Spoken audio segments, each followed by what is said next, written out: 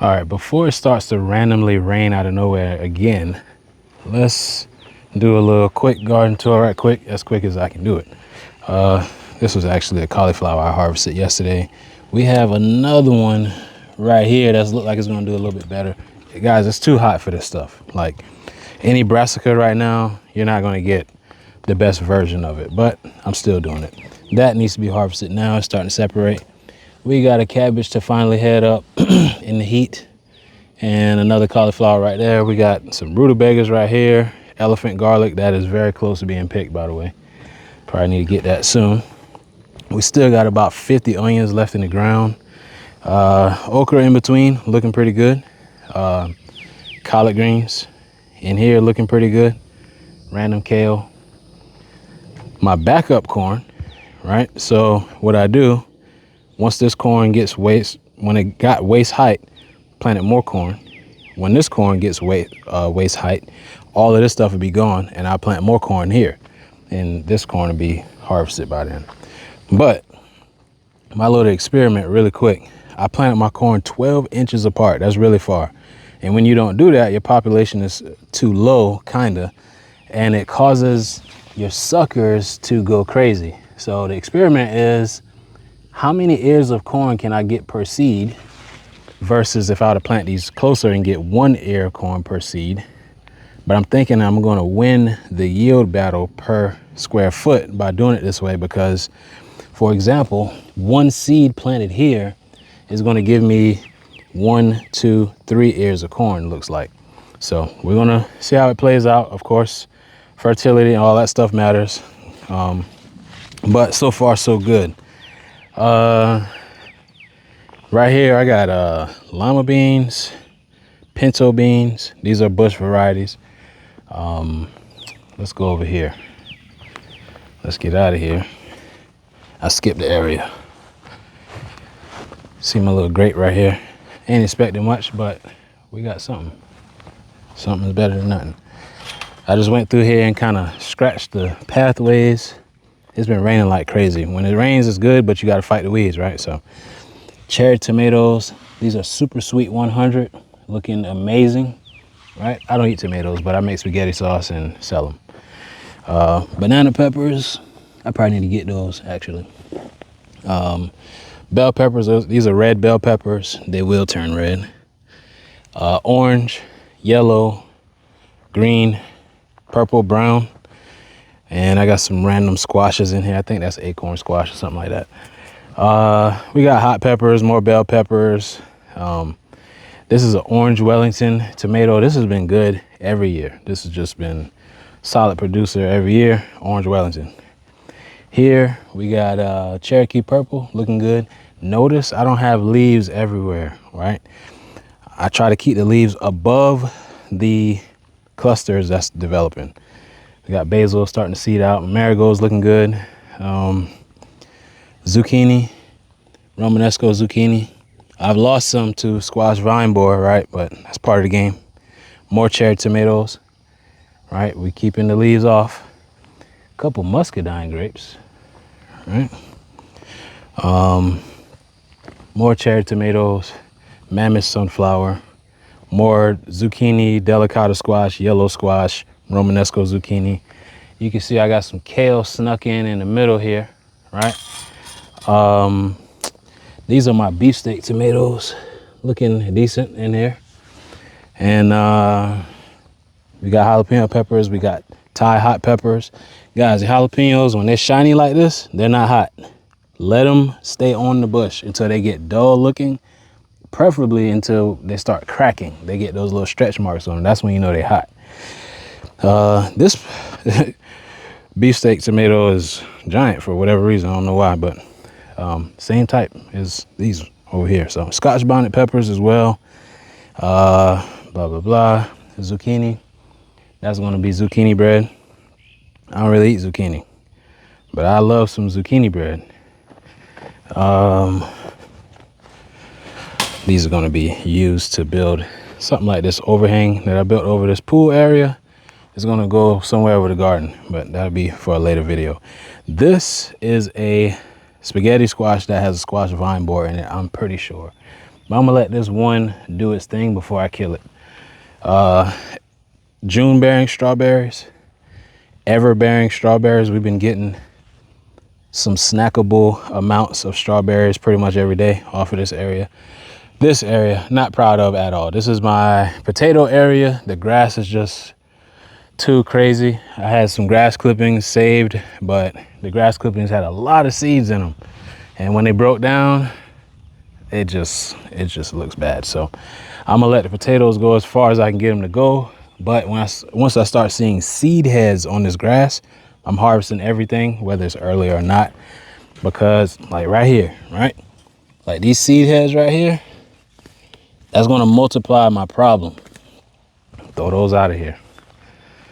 So that's starting, right? You don't, once those seed heads land on the ground, you're gonna have more problems. So I'm gonna harvest my potatoes out of here, restart this area and do it right. Leaves of wilting, make sure. We might have a squash vine borer in there. You just gotta be wary. Like right here, that right there, I don't know. We'll find out though. That's probably a hole where one entered, but I ain't scared to cut the worm out. Sweet potatoes have taken over this bed a little bit, but I got some squash in there I need to get. I need to get that squash. A couple of them, about 3 or 4 in there I need to get. We can go to the, that's a tomato. We can go to the back and then work our way back up to the front. This was my container area that got really sloppy, so I had to move them all and just start over. Don't worry about what's going on in there. I got onions curing, weeds growing. That's gonna be a day to get right. Some blueberry bushes I need to move. I don't like them right there. We got white Madeira, black Madeira, Smith, LSU Gold, Coldadom, figs. And then over here we have some blueberries. And then we have some pink lemonade blueberries that I kind of harvested mostly. Still a few in there.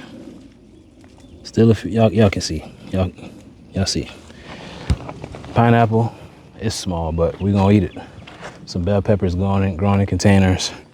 Pink variegated lemon, Moro blood orange, Meyer lemon, Owari Satsuma. Some more sweet potatoes I need to plant. Random tomato I need to get out of this container. This is a lime. This is a car orange tree right there. That's another pink lemon. These are Alpine strawberries, supposedly the sweetest strawberries you can get. I need to give them their own bed because they don't get really big, but they are supposedly the sweetest strawberries ever. So, and then back here we got white Pakistan mulberry, regular Pakistan mulberry, Susquehanna pawpaw, NC1 pawpaw, cat I hate. Yeah, so let's go back over here. Guys, we're gonna try to do this without my phone heating up and cutting off on me. That's what we're gonna try to do. So let's go back up here. We're gonna work our way back up. We already talked about this stuff over here. Green beans, looking good. All right, I picked 7.5 pounds of green beans yesterday. Yeah, this is the time where it's like, you pretty much gotta be on it every day. This is a zucchini, actually. I cut a worm out of here yesterday. That's why this leaf kind of sucks, but I got confidence that that one will come back. What kind of cucumber? Marketmore 76. Be it alpha cucumber right there. People like these the most. Out of all the cucumbers that let other people taste, they like those the most. Yeah, string beans looking good. All right, nice and shaded in here, but these are Kentucky blue. So the Kentucky Wonders mixed with blue lake beans. Really good and productive and stringless if you harvest them at the right time. All right, so here we go. I don't want this video to be too long. More flowers, as I promised. These are perennials, right around this bed. I let the cats kind of do what they want to do. This is the herb bed. Dwarf Cavendish bananas. A single yellow petite watermelon plant that is going to give us watermelons. And then we got more mammoth sunflowers and banana trees. This is my arch with field peas on it. I need to plant these blackberries. 3 varieties of blackberries. I think Triple Crown, Ponca, and the popular one everyone gets. I can't remember the name. But yeah, field peas looking good. This side is shaded from those banana trees, so we're a little bit lower over here. Sunlight is important. Squash looking good. I think that's a zucchini actually. Some more watermelon I need to plant. Orange Crisp. The sweetest watermelon I ever tasted that I grew was Orange Crisp. Very hard to germinate though. Yeah, but this is the melon area. Come on, phone. It's hot out here. But yeah, what we got? Watermelons, cantaloupes, honeydew melons, Kajari melons, all different types of melons. I got about 80 melon plants in here right now. I got room for another 80 on that side. And raspberries, this is sloppy right now. This needs to be a mulch row, right, with the raspberries. But I got Caroline raspberries, gold and double gold. And the trees, you know, same old, right? All the mixtures of varieties, peaches, plums, apricots, nectarines, and all of that. Plums looking good. This is a superior plum. This is the last 3 plums I got. My mom found the last plum on that tree in the middle. And yeah, so these are the last hope over here on this side. But they're looking good, coming along good. But yeah, guys, next video, this will be more filled out. I have more space for melons this year than I have melons that I actually started. So, but you know, I'll still be overrun with melons just from this area. 80 melon plants, you know, that's still a lot. It's not 160, but I always do the math with 2.5 melons per plant, and I always get more than that unless it's a bad year. But yeah, that's pretty much it, guys. I try to do one of these at least once every 30 days. I think this has been 31 days since the last video. But if you guys got any questions about this stuff, let me know. And